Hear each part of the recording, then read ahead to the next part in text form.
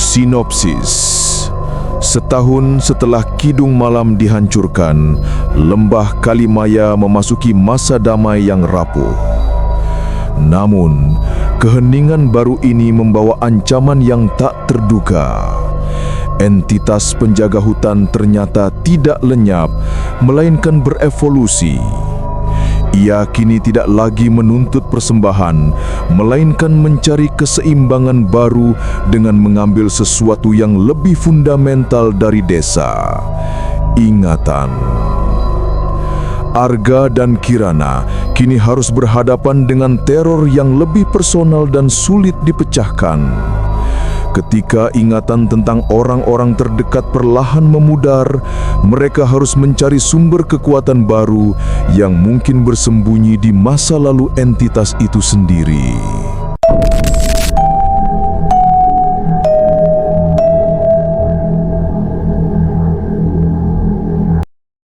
Sebelum kamu dengar kisah ini, pastikan kamu sendirian.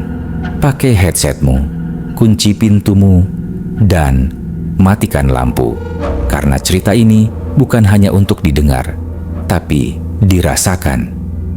Selamat datang di Laku Gaib, channel yang berisi kisah-kisah horor tentang pesugihan, tumbal, dan perjanjian gaib yang masih hidup di sekitar kita. Beberapa berasal dari cerita nyata, sebagian dari legenda yang tak pernah selesai. Jika kamu suka suasana seperti ini, tekan tombol subscribe dan nyalakan loncengnya. Karena di setiap cerita, mungkin ada yang sedang mendengarkan bersama kamu.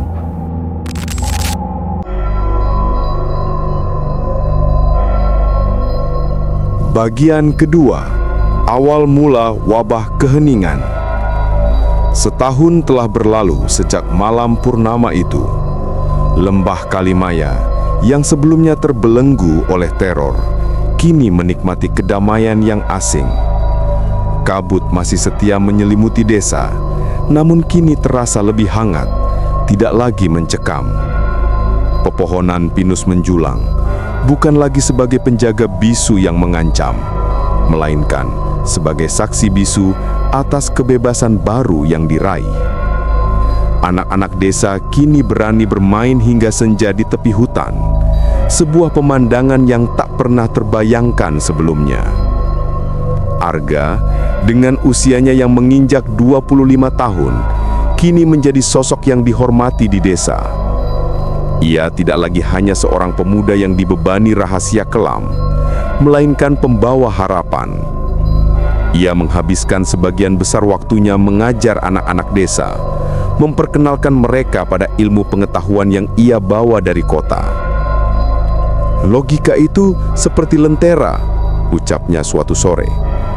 "Ia tidak akan menghilangkan kegelapan, tapi akan memberimu jalan untuk melaluinya." Kirana, adiknya, perlahan pulih. Senyum cerianya kembali, meskipun kadang matanya masih memancarkan bayangan ketakutan masa lalu yang tak pernah benar-benar lenyap. Namun, kedamaian itu hanyalah ilusi. Malam-malam tanpa Kidung terasa terlalu hening, keheningan yang tidak wajar. Semuanya dimulai dengan hal-hal kecil. Seorang nenek bernama Ibu Laras, yang dikenal sebagai pembuat tenun terindah di desa, suatu pagi menanyakan keberadaan putranya, Budi, yang padahal telah merantau ke kota sejak 5 tahun lalu. "Kapan Budi pulang? Bukankah ia tadi pagi menemaniku di kebun?" tanyanya dengan tatapan bingung. Penduduk desa mengira itu hanyalah pikun biasa. Namun, kejadian serupa mulai terjadi pada orang lain. Bapak Karto, seorang petani, tiba-tiba lupa nama istrinya sendiri. "Siapa kamu, Nyonya? Kenapa kamu ada di rumahku?" tanyanya saat melihat istrinya menyajikan kopi. Kebingungan dan kekhawatiran merayap perlahan di antara penduduk. Ini bukan lagi soal ingatan yang pudar, tetapi lubang besar yang tercipta di dalam memori mereka. Sebuah penyakit aneh yang menyebar seperti kabut, menggerogoti esensi dari keberadaan mereka, ingatan dan ikatan. Arga mulai menghubungkan titik-titik. Ia merasakan hawa dingin yang familiar, bukan lagi Kidung Malam yang menuntut nyawa, Tetapi ini adalah teror yang lebih personal dan licik. Ia menyadari entitas penjaga hutan tidak musnah. Pecahan bintang hanya merobek perjanjian lama. Entitas itu kini berevolusi, mencari keseimbangan baru dengan mengambil sesuatu yang lebih fundamental. Jika dulu ia mengambil nyawa, kini ia mengambil esensi dari kemanusiaan itu sendiri. Ia lapar dengan cara yang berbeda. Arga menemui Mbah Rejo yang kini terlihat jauh lebih tua dan rapuh. Di gubuknya, Mbah Rejo duduk, meraba udara seolah ia bisa merasakan kekosongan yang baru.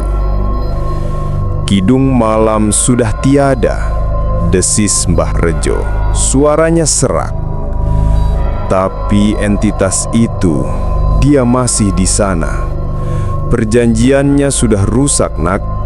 Dia sekarang lapar dengan cara yang berbeda. Dia butuh energi, dan energinya kini bukan dari hidup, tapi dari kenangan, dari ikatan yang membuat kita menjadi manusia. Arus balik ingatan dan panggilan hutan. Keadaan Kirana memburuk. Ia tidak lagi mendengar kidung, tapi melihat halusinasi yang berbeda.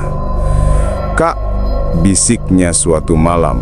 Matanya menatap kosong keluar jendela. "Aku melihat jejak-jejak. Jejak-jejak kenangan yang hilang. Bayu, dia ada di sana, tersenyum padaku. Tapi wajahnya kosong." Arga menyadari bahwa Kirana, karena pernah terpilih oleh Kidung Malam, kini memiliki koneksi unik dengan entitas itu. Ia bisa melihat apa yang diambil. Mbah Rejo menjelaskan bahwa pecahan bintang yang Arga hancurkan memiliki efek samping tak terduga. Sisa-sisa energi kristal itu kini menempel pada Kirana, mengubahnya menjadi semacam pemindai spiritual yang dapat mendeteksi energi gaib entitas. Ia tidak bisa melihat entitas, tapi ia bisa melihat apa yang entitas ambil. Arga dan Kirana harus bertindak. Mereka tidak bisa lagi pasrah pada takdir. Arga menemukan petunjuk di jurnal kuno kakeknya yang menjelaskan tentang sumur ingatan.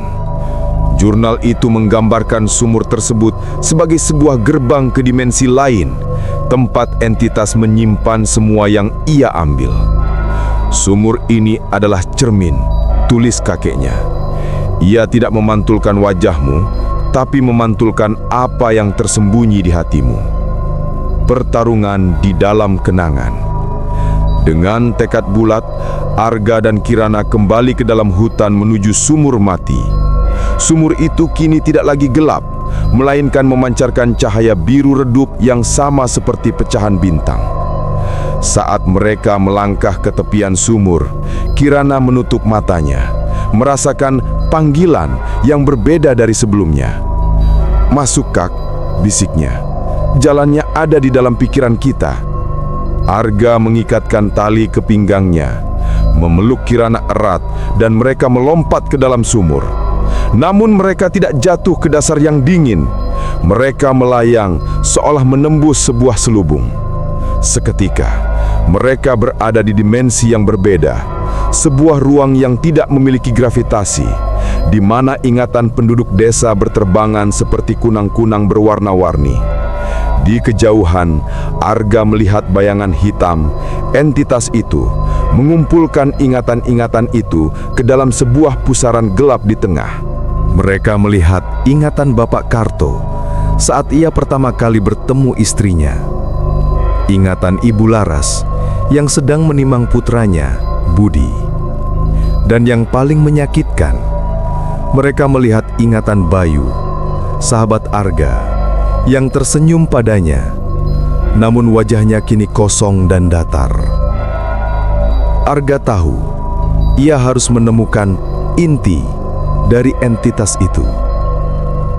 Dengan bimbingan Kirana, mereka melayang mendekati pusaran gelap. Semakin dekat, Arga merasakan sakit dan kesepian yang luar biasa. Sebuah bisikan memenuhi kepalanya. Bukan suara, tapi emosi. Emosi yang tak tertahankan.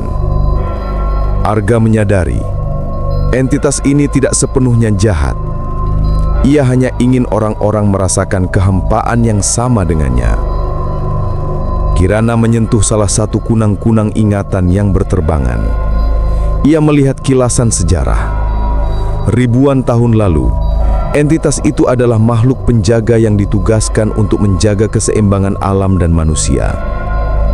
Namun, leluhur desa dalam keserakahan mengkhianatinya.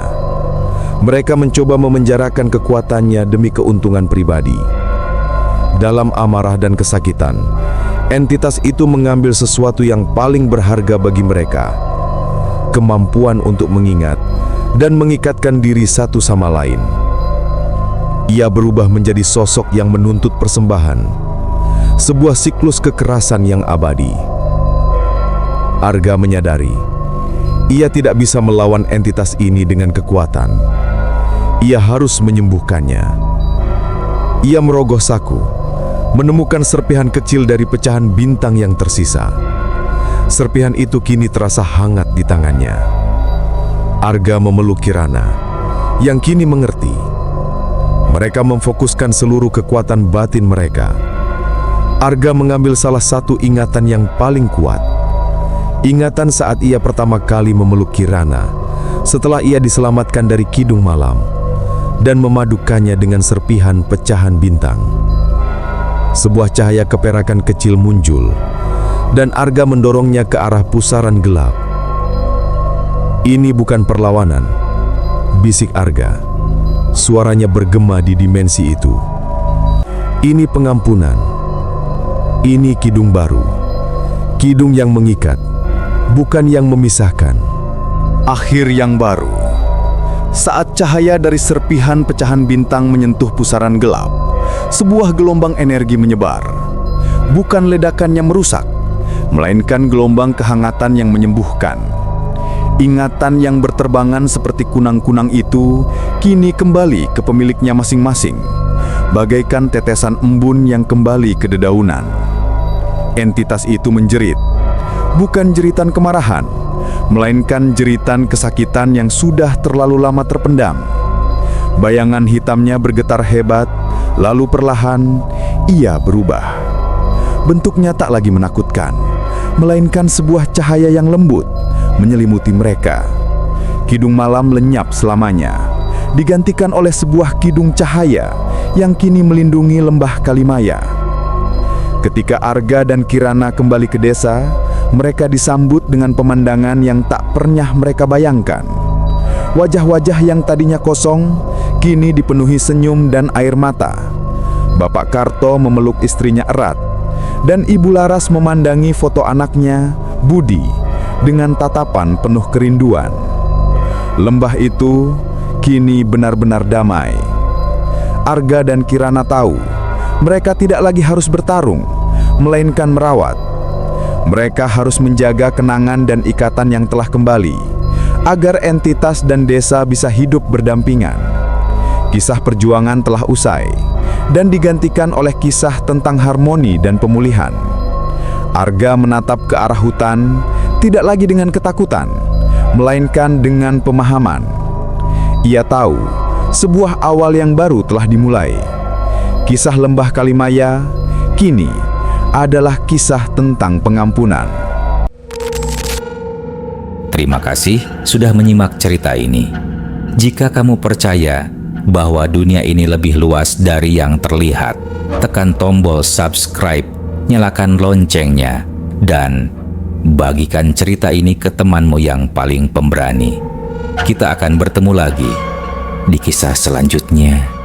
Tapi ingat, jangan terlalu percaya pada apa yang kamu lihat, karena yang gaib justru jarang terlihat